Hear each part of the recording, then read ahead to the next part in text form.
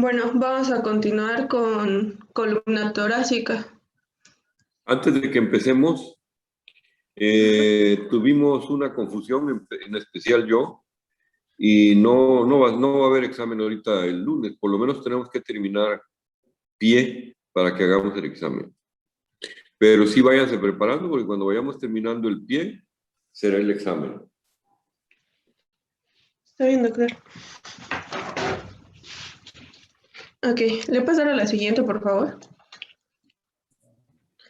Para empezar, hay que saber que la columna torácica es el sitio de menor lesión dentro de las fracturas de la columna. ¿Por qué? Porque pues va a estar protegida y ferulizada por la parrilla costal. Esta se va a lesionar por mecanismos más comunes que son flexión con compresión y el trauma directo. Estos mecanismos condicionan fracturas con acuñamiento del cuerpo vertebral que se puede o no acompañar de listesis o comúnmente llamada desplazamiento. Bueno, en esta es una radiografía lateral donde observamos lo que es el acuñamiento, que como ya les había dicho, es un tipo de fractura que pues se da comúnmente dentro de la columna torácica. Bueno, ¿y qué sucede aquí? Aquí lo que pasa es que el cuerpo vertebral, como comúnmente lo conocemos, va a tener forma de cuadrado. Y cuando se da el acuñamiento, va a perder la altura en uno de sus lados, pasando a tener una forma de cuña. No sé, acá si lo pueden ver dentro de las vértebras.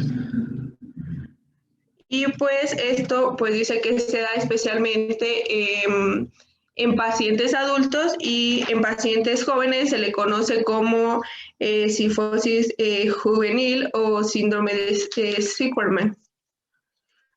¿Le puedo dar a la siguiente? Bueno, acá vamos a observar una resonancia magnética donde hay una destrucción a nivel del cuerpo vertebral de la vértebra T7. Entonces, en esta resonancia vean cómo la médula se ve negrita. Lo que se ve en la radiografía lateral atrasito es la médula. Los discos se ven entre blanco y negros, y la raya que se ve longitudinal de arriba hacia abajo, o vertical más bien, es la médula. Ok. ¿Le puedo dar la siguiente? Bueno, acá volvemos a tomar lo que es la clasificación de Dennis, que sabemos que él la divide en tres, en una columna anterior que va a estar compuesta por el ligamento común anterior y el disco, además de la mitad anterior del cuerpo vertebral, la columna media, que va a ser la mitad posterior del cuerpo vertebral, el anillo, el disco y el ligamento vertebral común posterior, y la columna posterior, que va a estar compuesta por los pedículos, el arco neural, la cápsula articular, láminas y los ligamentos amarillos, interespinoso y supraespinoso. Esta clasificación nos va a servir para identificar mejor las fracturas y si hay daño en la médula, enfatizando en lo que es la columna media y posterior. Sí, entonces recuerden que la parte anterior de la columna, pues es donde no hay médula, no hay nada. Entonces, las fracturas de esa zona, pues no afectan mayor cosa a la parte posterior. Como dijo su compañera, lo difícil es la parte media y la parte posterior, porque es donde va la médula y entonces puede haber la lesión neurológica.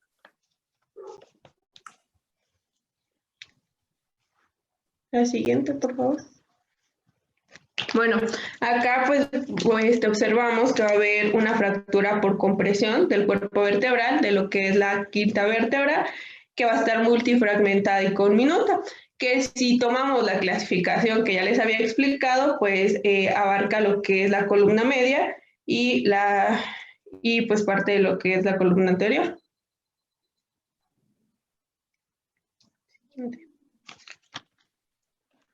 Bueno, acá pues podemos ver que hay una destrucción, se puede decir, de lo que es el cuerpo vertebral, o sea, que está fracturado y que puede invadir a lo que es el canal medular. Y pues si se dan cuenta, también va a haber una listesis severa y pues hay una lesión medular.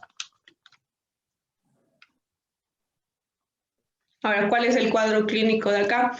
Va a haber un dolor torácico, una cifosis torácica y pues si llega a haber una lesión neurológica, ocurre lo que es la paraplegia, insuficiencia respiratoria, ausencia del peristaltismo y falta del control de esfínteres. La siguiente. Bueno, acá pues observamos lo que es la fractura de la columna vertebral, donde volvemos, bueno, es una radiografía lateral, donde podemos ver que hay un intenso acuñamiento anterior, que pues como ya les había explicado, va a ser un mecanismo de flexión-compresión y en el cuerpo vertebral se ve osteoporótico y pues no hay un compromiso neurológico, pues, porque pues solo va a estar lesionada lo que es la parte anterior. Ahora, ¿cuál es el tratamiento de este tipo de lesiones? Sin lesión neurológica, pues dice que son poco frecuentes y en general su tratamiento es por medio de reposo en cama, el uso de corsés de yeso o plástico por un periodo de 3 a 6 meses y osteosíntesis más artrodesis. Las lesiones, como ya sabíamos, ya nos habían explicado ayer que las lesiones de la columna toracolumbar van a ser más comunes en lo que son las vértebras de T10 a L2. Ahora, si hay lesión neurológica, procedemos a una descompresión quirúrgica, aplicación de injertos y artrodesis con placas y tornillos.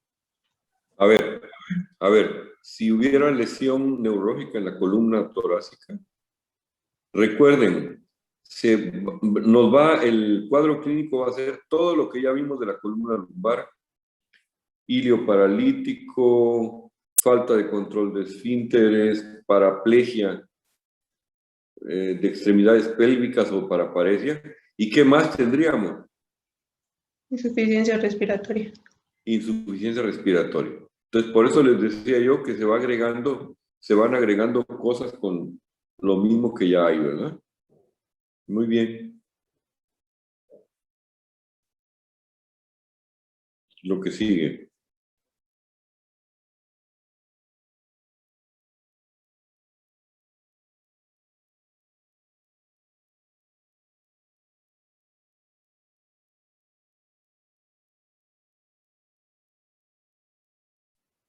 Bueno, continuando con el tema, vamos a hablar acerca de la columna cervical alta.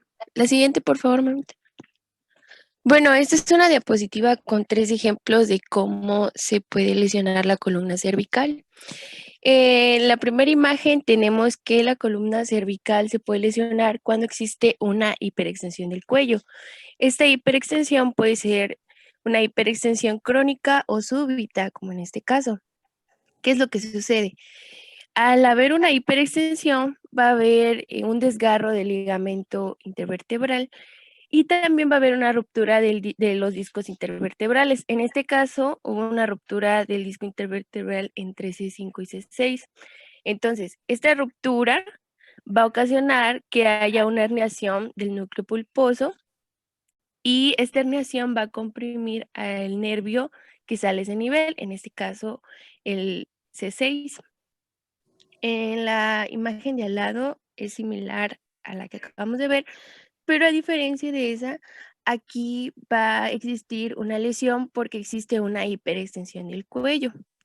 Esta hiperextensión nos puede provocar una fractura por compresión y la fractura que se ocasiona en este caso va a ser de los elementos posteriores del arco vertebral. En la tercera imagen de aquí abajito tenemos el famoso latigazo cervical o lesión por hiperextensión.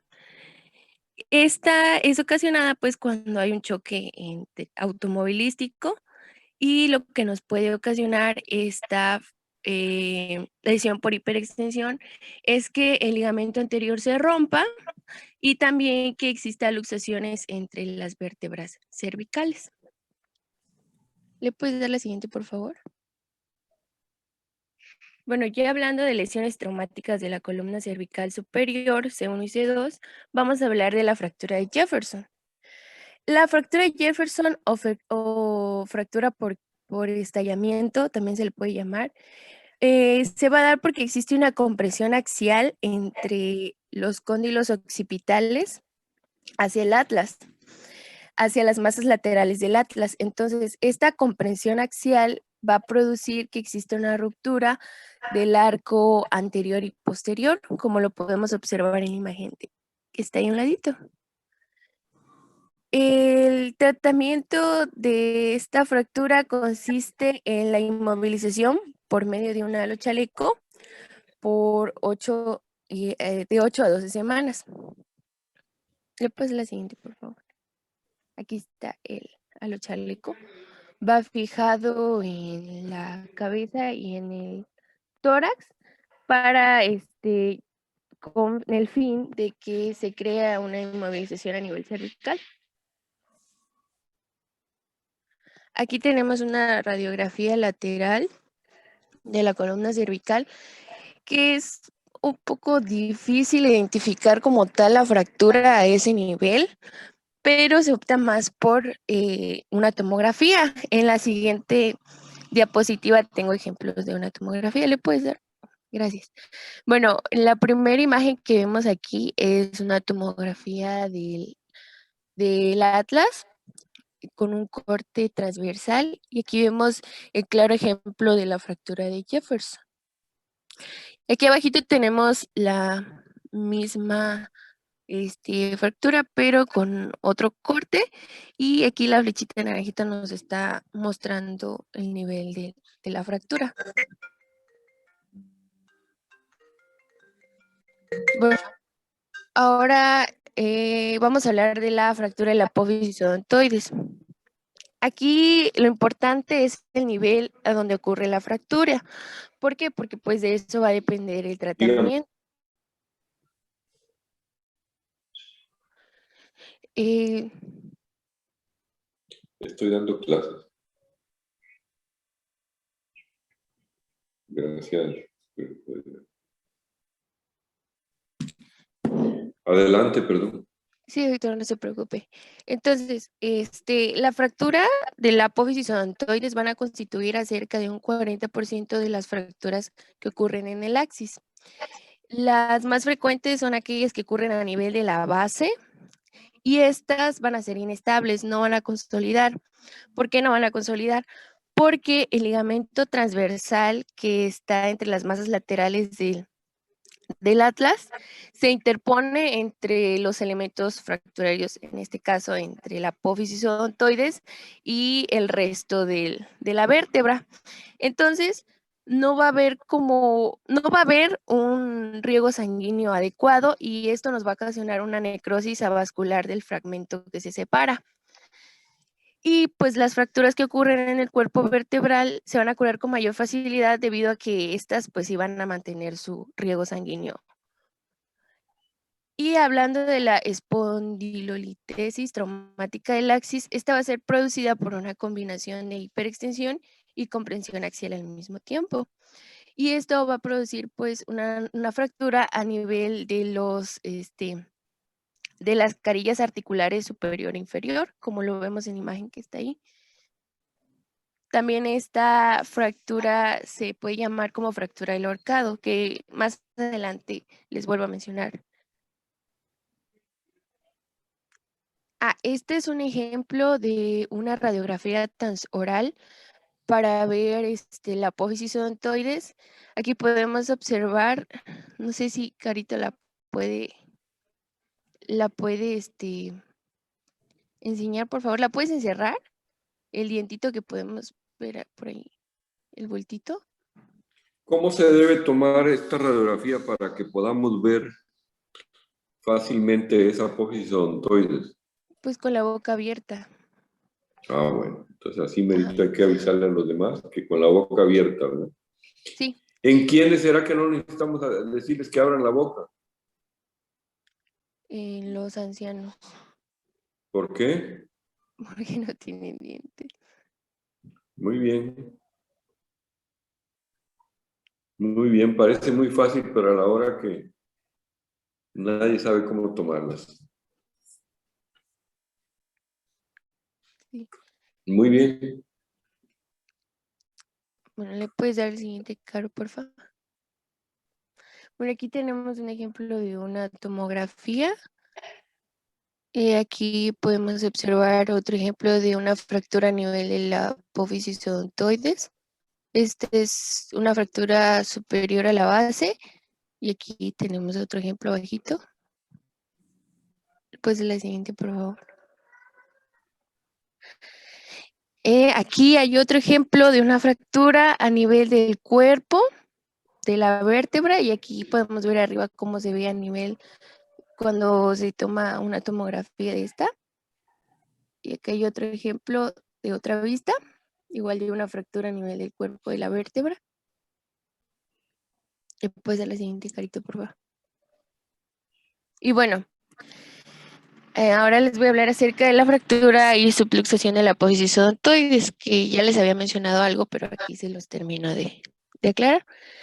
Estas lesiones de la C2, pues normalmente se van a encontrar con un desplazamiento posterior de la apófisis odontoides, ya que pues existe una ruptura del ligamento transverso. Estas pueden ser pues por arriba de la base, a nivel de la base o en el cuerpo de la vértebra.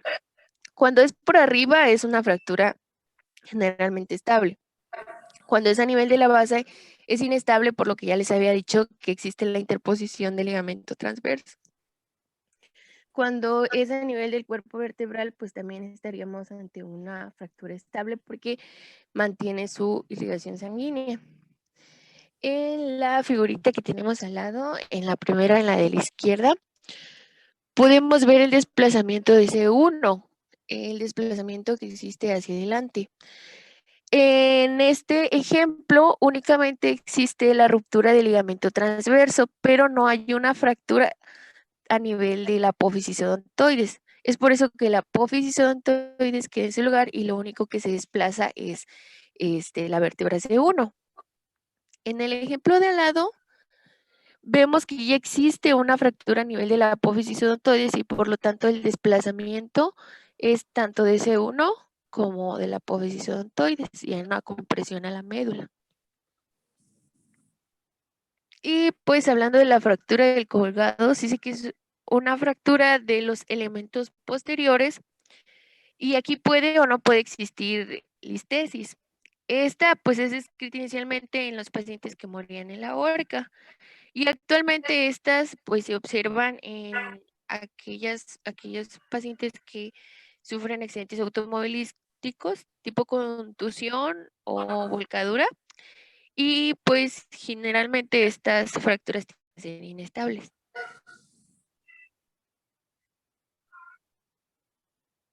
Bueno, Vean aquí, vean en esta imagen lateral, cómo se puede ver la médula perfectamente bien. ¿Y qué nos llama la atención de la médula en la C1 y C2? ¿Qué nos llama la atención?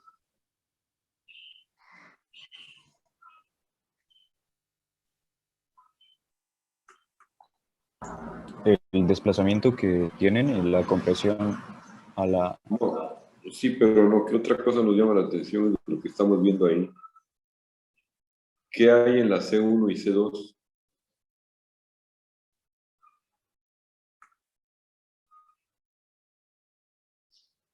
pues que está muy cerca del bulbo raquídeo. Que todavía hay parte del bulbo raquídeo en la C1 y C2.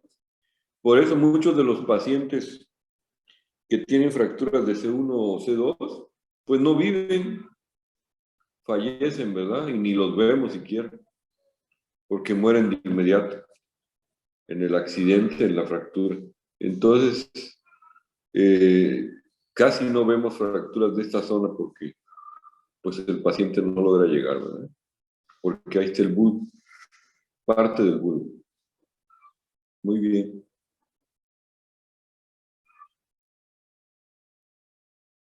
Cuando tengamos dudas, no se olviden, pues pedimos tomografía o resonancia, como dice su compañera, como en esta imagen que entre la C1 y C2 pareciera haber un desplazamiento, ¿verdad?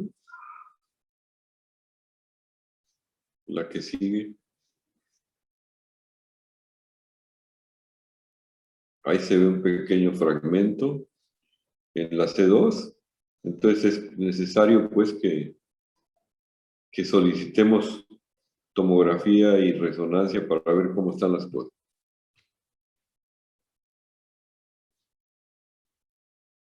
Bueno, ahora vamos a hablar de las fracturas cervicales bajas.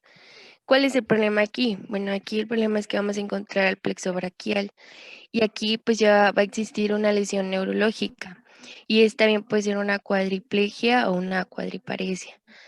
Y vamos a tener insuficiencia respiratoria, falta de control de esfínteres, ausencia de peristaltismo y distensión abdominal, arreflexia crematoriana y del esfínter anal. Bueno, aquí tenemos una radiografía lateral y podemos observar cómo existe una fractura a nivel del cuerpo de C5 y en la fractura de en la radiografía de al lado podemos observar ya la osteosíntesis.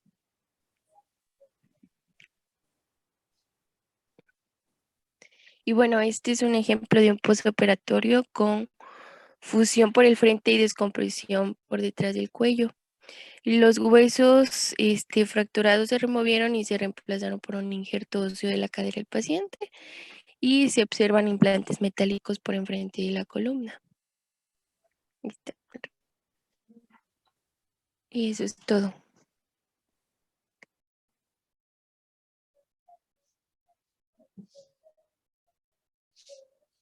Bueno, con esto acabamos de ver todo lo que tiene que ver con la columna. Si tienen preguntas, es buena hora sobre la columna, es buena hora para que me digan. No sé a quién le toca pelvis, pero mientras platicamos de esto, mejor si van montando el tema de pelvis para empezarlo a ver. Sí, doctor, ahorita lo ponemos. ¿Alguna pregunta sobre la columna?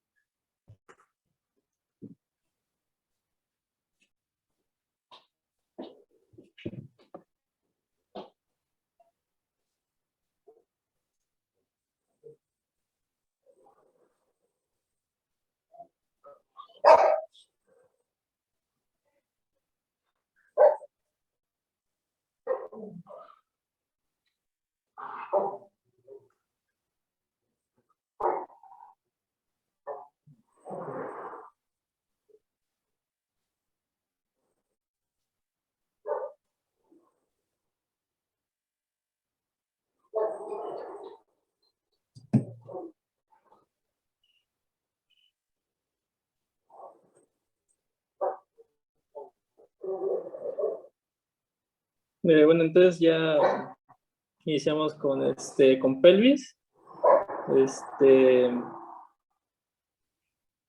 Vamos a iniciar con lo que es la anatomía. Bueno, la pelvis ósea es robusta y sus principales funciones consisten en transmitir el peso de la mitad superior del cuerpo del esqueleto axial al apendicular inferior, así como resistir las fuerzas de compresión y otras derivadas del soporte corporal. Bueno, La pelvis está conformada por lo que son 2 huesos coxales y lo que es el sacro. Cada hueso coxal está formado por lo que es 3 huesos, que es ilion, isquion y pubis.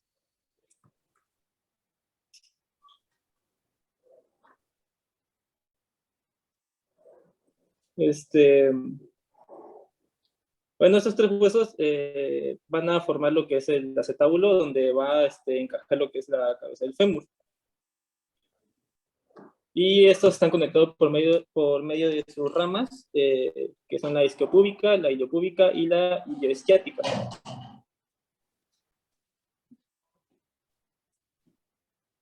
Bueno, algunas de las estructuras que podemos observar de la pelvis, primero, pues, las primeras líneas que vemos en las imágenes son las crestas ilíacas. Aquí vamos a ir comparando una, digamos, imagen más anatómica que podemos ver bien y al lado derecho, pues, una radiografía. Bueno, como segundo tenemos lo que son las alas del sacro, tenemos también lo que son las alas del ilion, podemos observar también lo que es la articulación sacroiliaca, tenemos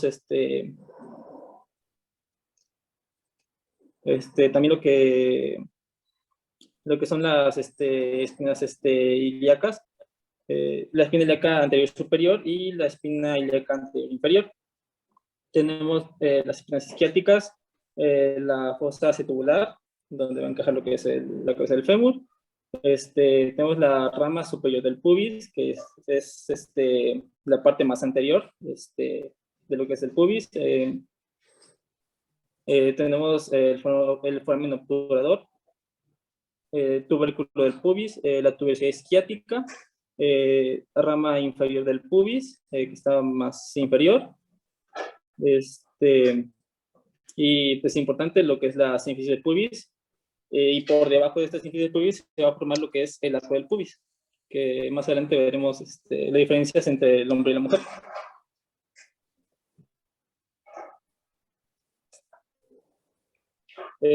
Bueno, la diferencia entre lo que es la pelvis de hombre y mujer es que la del hombre va a ser más gruesa y pesada, mientras que la mujer va a ser más delgada y ligera.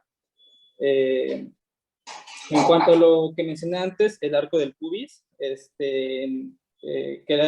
importante, ya que en el hombre va a ser más estrecho, dice que puede ser menor a 70 grados, mientras que el de la mujer va a ser más ancho, mayor a 80 grados. En cuanto al foramen obturador, va a ser redondo en el hombre y la mujer va a ser oval. Y pues esas son de las principales diferencias de la pelvis entre el hombre y la mujer.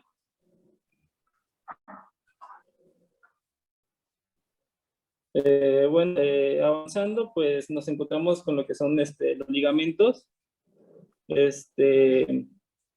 Iniciamos con lo que son los ligamentos sacroiliacos, que estos van a ser los más importantes, ya que pues el peso del esqueleto axial se va a transmitir hacia lo que es los dos ilios, los dos huesos ilíacos, por medio de estos ligamentos, los ligamentos sacroiliacos.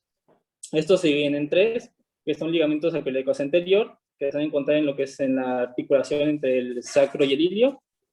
Y estos van a formar lo que es la parte anterior de la cápsula fibrosa de la articulación. También tenemos a los ligamentos sacroiliacos interóseo. Estos los vamos a poder ver en la imagen inferior que tenemos en el lado derecho. Tenemos los ligamentos sacroiliacos posteriores, ligamentos sacroiliacos interosos, perdón. Y los terceros ligamentos importantes van a ser los ligamentos sacroiliacos posteriores.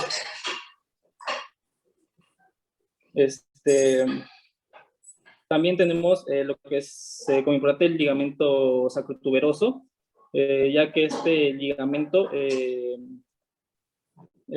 va a formar lo que es el foramen isquiático. Y por medio del ligamento sacroespinoso se va a formar el ligamento que lo vemos en el número 5, se va a formar lo que es el foramen isquiático mayor y el menor. En cuanto a los ligamentos iliolumbar, que es el número 3, como lo puedes ver en la imagen, se dice que solo van a ser ligamentos auxiliares de esta articulación para, digamos, reforzar más. A ver, bueno. enséñame la imagen anterior. ¿Sí? Gracias. No, la que sigue. ¿Esta? Ahora. La que sigue. Ah, bueno, sí, perdón. No, esa es para atrás. Esa. Esta, sí. Y nada más quiero que se den cuenta lo que acaba de decir su compañero. No, la que sigue. Ahí, ya no le cambies, por favor. Lo que quiero que vean, y que ya nos lo dijo el compañero, es la cantidad de ligamentos que unen la pelvis. Y vean también la cantidad de ligamentos que unen la cabeza del fémur. ¿Qué quiere decir esto? Que no es tan fácil que se luxe la pelvis ni que se luxe la coxofemoral, ¿verdad? Porque están fuertemente unidas por muchos ligamentos. Ok.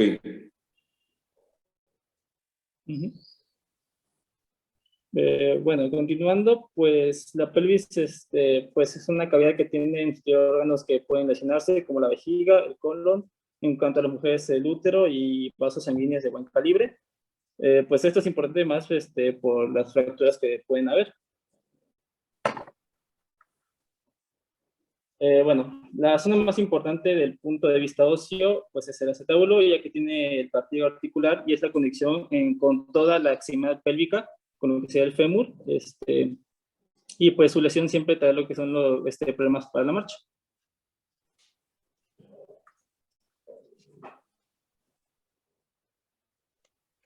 Bueno, vamos a seguir con lo que son las fracturas del anillo pélvico. Por favor, le puedes cambiar.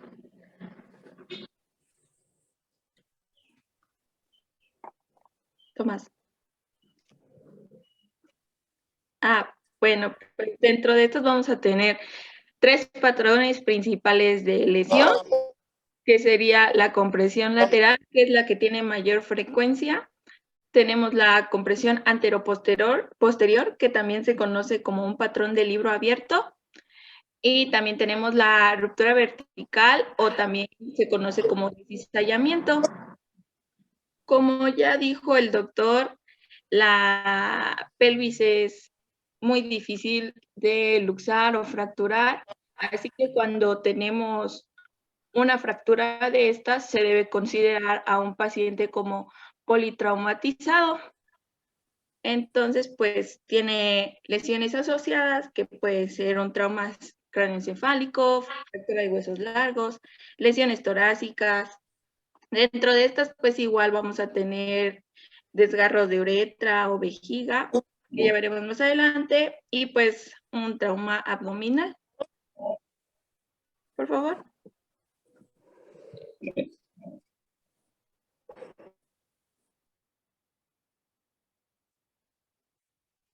Bueno, pues vamos a empezar con la más común, que es la fractura por compresión lateral.